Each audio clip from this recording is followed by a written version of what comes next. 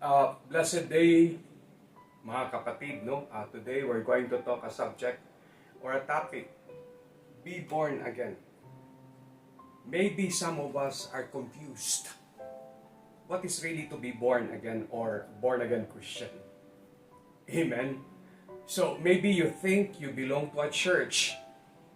Yeah? You belong to a congregation. You are a born again Christian. Yeah? Maybe we think born again or be born again is a religion. Amen po. Okay? Yeah? Kaya ito po is in John chapter 3, makikita natin, no? Kasi it is a story of a Pharisee, okay, a priest, si Nicodemus po, asking Christ, Jesus Christ, yeah, how am I going to enter the kingdom of God? Yeah, sabi niya, be born again in water and in spirit. Then you can enter the kingdom of God. Kaya we would like to clarify it, no? To be born again. Is it a religion? Is it a group of people? Is it a congregation? Yeah? Religion kasi, when you say religion, it's a belief. It's our belief system. Amen po. When we talk about church, yeah, is ecclesia, means to call us apart from the world system, going to the holy system in the body of Christ. Amen? So, what is really be born again? Be born again is what God expected us to respond when He came in this world. Jesus Christ came in this world and He said, the first preaching that He had, Mark chapter 1 verse 15, He said, repent and believe the gospel, for the kingdom of God is at hand. You see, God is expecting us when Jesus Christ came to save us. Amen? And to talk the truth in behalf of God, our response should be, we should be born again in water and in spirit. Bakit? We'll see. Yeah? Dito kasi sa 2 Timothy chapter 3 verse 1 to 5. Ang mga tao ngayon ganito. Yeah, karamihan sa atin, ganito na tayo ngayon eh. Yeah, in fact, it is written, okay, by Paul, through God, through Paul, by God, to Timothy. Kasi Timothy is facing a problem in Ephesus. Amen po. Marami kasing nagsasabi ng mga hindi katotohanan against the gospel of God. And Timothy is fighting for it. Amen po. Marami pong idolaters in Ephesus that time. So kaya sabi niya, Timothy, in the last days, sabi niya rito, you should know this, Timothy, that in the last days, there will be very difficult times. Last days na ba ngayon? Yes. Sabi niya, for people will love only themselves. For people will love only themselves and their money. Yun po yung mga tao ngayon. God wants us to change, to be born again. Amen po. Sa Tagalog, maisilang muli. Amen po. Isilang ka uli. So, paanong paraan? Amen po. Yeah? Paanong paraan? Pwede ba tayong babalik sa mama natin at isilang muli? Hindi na. Okay. Tingnan natin ang mga tao ngayon. Kailangan, they will be born. Kumbaga, maisilang uli yung pagkatao natin. Amen? Yeah. That should our response from the Word of God, that Jesus Christ, repeatedly, repent, tell us what to do. Yeah? Be born in water and in spirit. Ganon din ang sinasabi niya sa Samaritan woman na nakita niya, which He revealed Himself, the Messiah. Amen po. So, ganito po yung mga tao ngayon. Bakit we need to be born again? Sabi niya, for people will love only themselves and their money. Meron bang mga tao ngayon? Marami.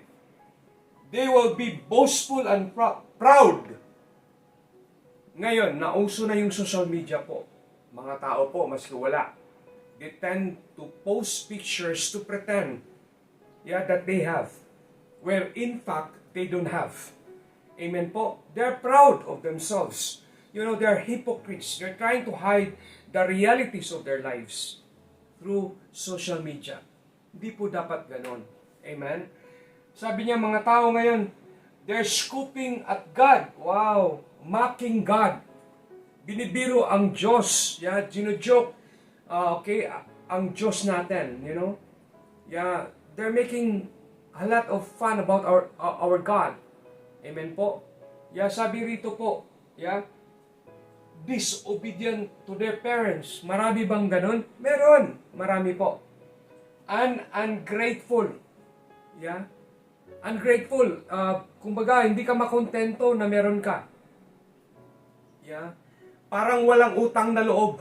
Mga ungrateful tayo sa mga bagay-bagay na pinoprovide ng Lord. Amen po. Hindi tayo nagpapasalamat sa Diyos na ngayon po, buhay tayo. Kung aalisin nga ang hangin, wala na po tayo sa mundo. Amen po. They will be considered nothing sacred. Okay, sabi niyo, they will consider nothing sacred. Wow. Karamihan sa mga tao daw ngayon, in the last days, they will consider nothing sacred. Walang sagrado, walang Diyos. Kagaya ng mga agnostic, mga atheists, wala daw Diyos eh. Amen po.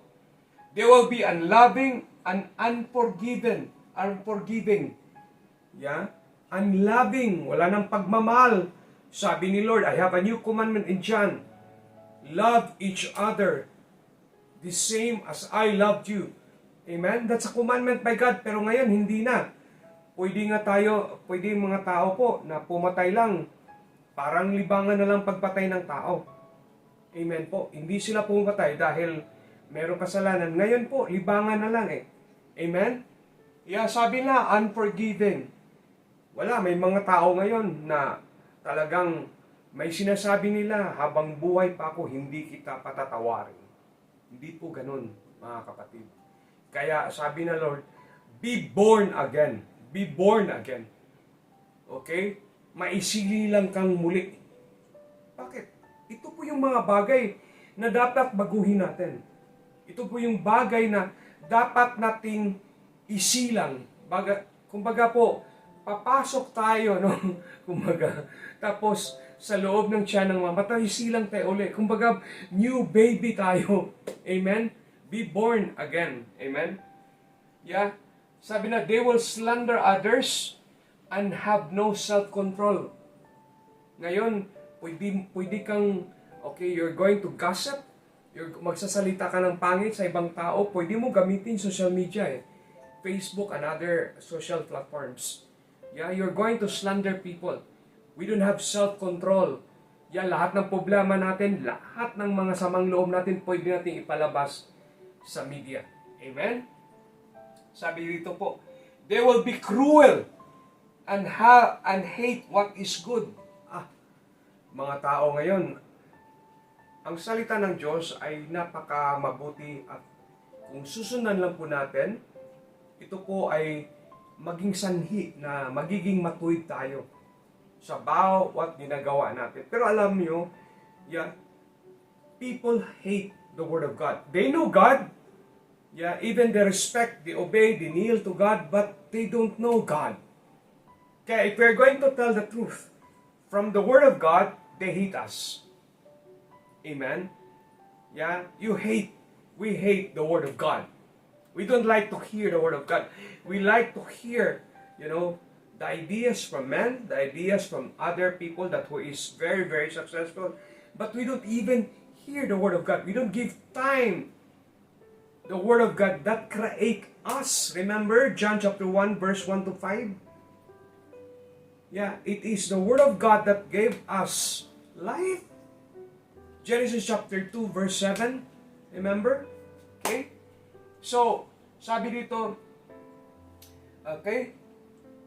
they will be cruel and hate what is good, and they will betray their friends, be reckless, be puffed up with pride.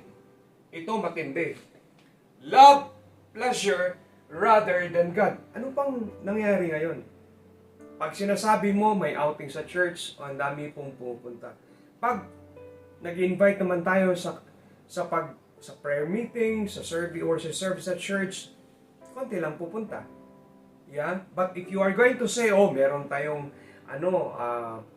gawain or meron tayong pupuntahan as a church, going to the beach, going to somewhere else, or the coffee shop, or pagkain, or banquet, daming pupunta. They love pleasure rather than God.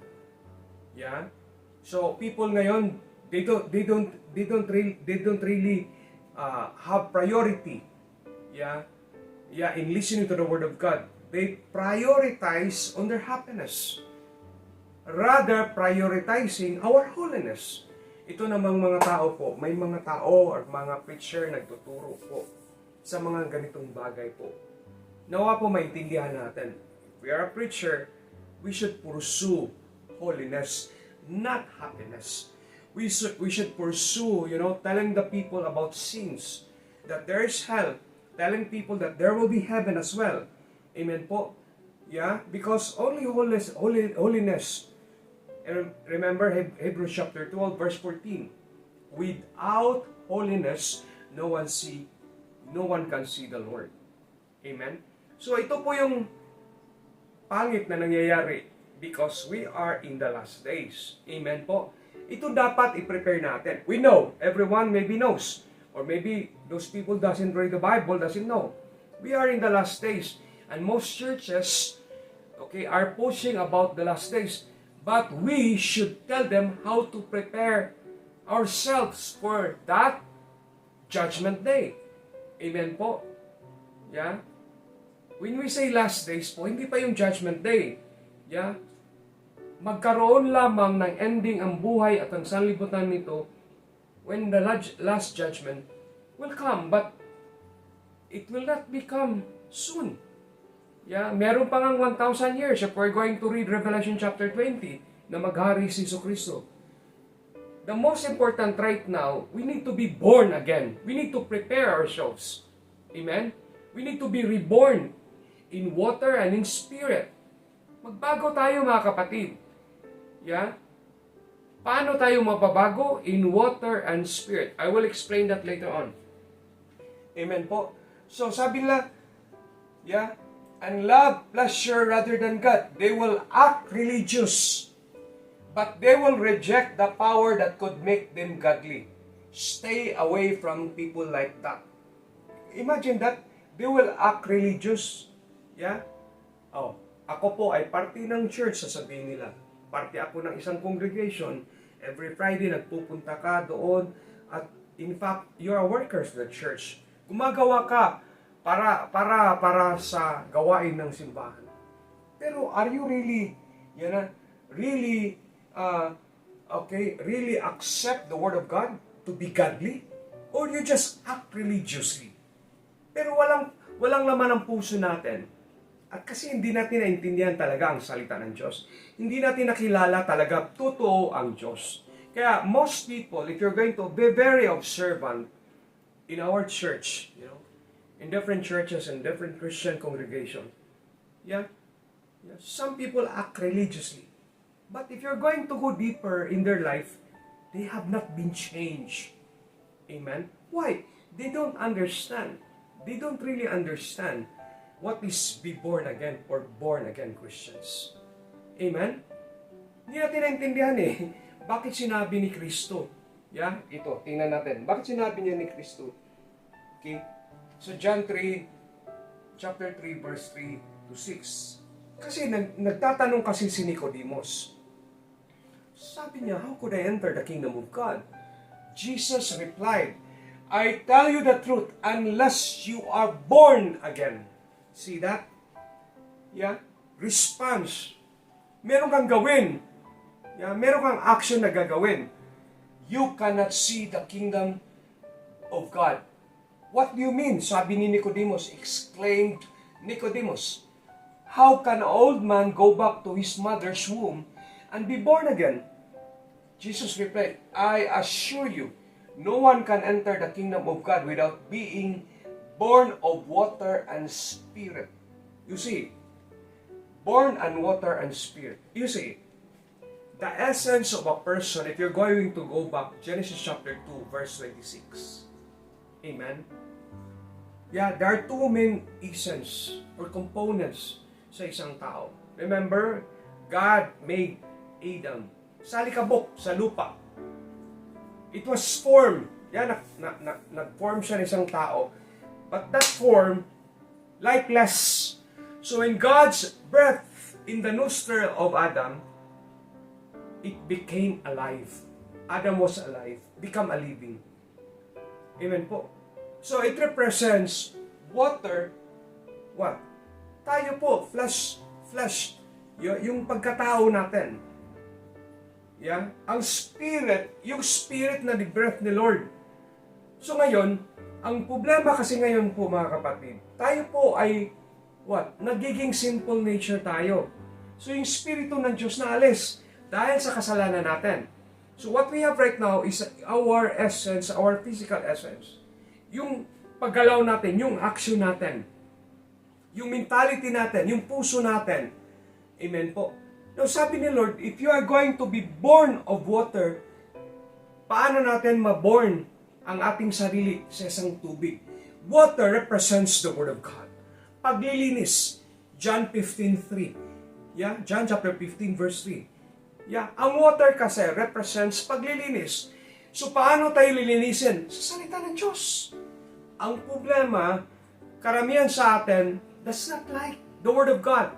Even don't like to hear the Word of God. Amen po. That's the only way na mabuhay ang tao. Amen? The Word of God. Yeah, the Word of God. So, when the Word of God comes, ngayon po, physically tayo, pag we're living in sin, maybe physically we're alive, but spiritually we're dead. Bakit? Ano yung spirito na nasa atin? Spirito ng kasalanan. Amen?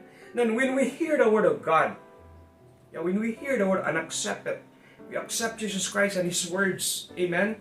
When we are convicted, when we listen, kaya faith faith in Romans 10:17, faith comes from hearing to the hearing of God. When magtutubo yan, habang tayo po ay nakikinig sa salita ng Diyos, tutubo yung pananalig natin sa Diyos at nako-convince tayo, na-realize natin ang kasalanan natin, kailangan pala tayo na maglinis. Magbago, ma-reborn. Amen po. So nung tayo po ay nakakinig sa Diyos, nakakinig ng salita ng Diyos, nalinis tayo. Yan, nagrepent tayo. Okay? Nalinis tayo ng tubig sa salita ng Diyos. At ang nangyayari po, nung tayo po ay nagrepent, amen po, umalis yung kasalanan, na espiritu ng kasalanan sa buhay natin, yung sinful nature natin, at napalitan ito ng espiritu ng Diyos ngayon. Nakuha niyo po. Kaya, sa pamagitan ng paglilinis ng salita ng Diyos, the water, you see, you drink water every day, but it will really give us energy. So every day po, kung meron tayong matutunan, meron tayong makuha, marinig sa salita ng Diyos, at tinatanggap natin, unti-unti tayong malinis po. At nung nalinis po tayo, napalitan yung spirito natin, yung spirito ng kasalanan, yung sinful nature natin, yeah, ng banal na espiritu, then we are born again. Born again in the sense that we will not be born, sabi dito sa 6, humans can reproduce only human life. No. Yeah? But that the Holy Spirit gives birth to the spiritual life. Ito po yung pagbabago natin. Be born again. Bakit po? Nilinis tayo ng salita ng Diyos, tinanggap natin at nalinis tayo. Nabago tayo. Anong nabago sa atin? Anong na-rebirth sa atin? Anong na-reborn sa atin? Yung ating spirito. Amen po. Kasi the New Testament, yeah, it deals with spiritual life. Spiritual. The Old Testament deals yung physical aspect ng tao. But in the New Testament, God wants to change physically and spiritually. Amen? Kaya kailangan natin mag-response ni Lord. Yeah? Kailangan natin malinis sa salita niya, be born in water, and later on, na matanggap natin ang salita, we will be born as well in spirit. Kaya born again tayo. Not physically, but spiritually. Nabuhay tayo na mag-uli. Na isinilang tayo na uli. Amen po. Na rebirth tayo, not of a physical way, but in a spiritual way. Nabago tayo po mga kapatid, spiritually. That is be born again. Anong mangyayari pag nabago tayo? Hindi na tayo yung kanina, yung sinasabi sa 2 Timothy, and mawawala yan sa atin. Instead, only loving ourselves, we love our neighbor. We love each other. Instead, loving our money, we share our treasure or our wealth to other people for the glory, for the ministry of God. Then, God gave us more blessing in terms of financial. We don't hate God anymore. We hate pleasure. We love God. Amen po. We don't act religiously, but we really love the way we do right now. We really love what we are doing as Christian. We have passions. We are passionate enough to work in the ministry of God. We're not hypocrites anymore. We do it for the glory of God. Amen. Because we have changed spiritually. Amen po. Nakuha niyo po mga kapatid. Kaya, take note. Sabi ni Lord, sabi niya, for you have been born again. Take note. Nabago na, naisilang tayo na muli. But not to a life that will quickly end. Hindi po physically. Your new life will last forever because it comes from the eternal living Word of God. Take note. Diba? So, nabago yung spiritual natin. Nabago. Yun po yung born again. So, kung nabago yung spirituality natin, automatically, the way we act, our actions nabago. The way we think, the way we feel, the way we act, nabago yan lahat. Na born again. Nakuha niyo po. Na rebirth. Na renew. Na bago. Amen? Amen po. Sana naintindihan niyo po. Kaya, pag walang pagbabago, umating ka sa church, amen po, 15 years, 20 years, 10 years, 30 years, walang pagbabago sa buhay nyo. Hindi ka pa na born again. Kaya the only way to be born again, cleanse your life with the Word of God. Start reading. Start knowing God. Start believing. And remain faithful to God. Wala imposible sa Lord, mga kapatid. Sabi niya sa Matthew 19, with man it is impossible, but with God all things are possible. Amen? Kung gusto niyo magbago, the only way na magbago tayo is only by accepting Jesus Christ and His words po. Amen? Not knowing only God, not knowing only Christ, but obeying His commandments. Amen? Ang dami niyang bersikulo po sa Biblia, John 14, John 15 po. If you love me, keep my commandments. If you want to be my disciple, obey my commandments. Follow me. Amen? So, ang problema kayo we're facing as Christians po. Number one, yung nag-aaral or nagtuturo, nangangaral, hindi tinuturo ang tama, which is ayon lang sa salita ng Diyos. Yun ang mga tinuturo, yung mga practical na galing sa mga katang isip ng mga pastor. Hindi po dapat ganun. Dapat po ang ituturo natin ay ang salita ng Diyos lang. Yan lang ang magpabago ng isang tao. Okay? Huwag tayo mag-iisip kung ano man. Ang isipin lang natin po mga kapatid, as a pastor at mga ngaral, ay ang kaligtasan ng bawat isa. Sa atin mismo po, isipin natin ang kaligtasan natin so that we are passionate po na i-share ang salita at ibahagi ang salita ng Diyos. Amen? Sana naintindihan nyo and sana po, and praying, and nawa po, give time to listen, give time to read the Word of God. Amen?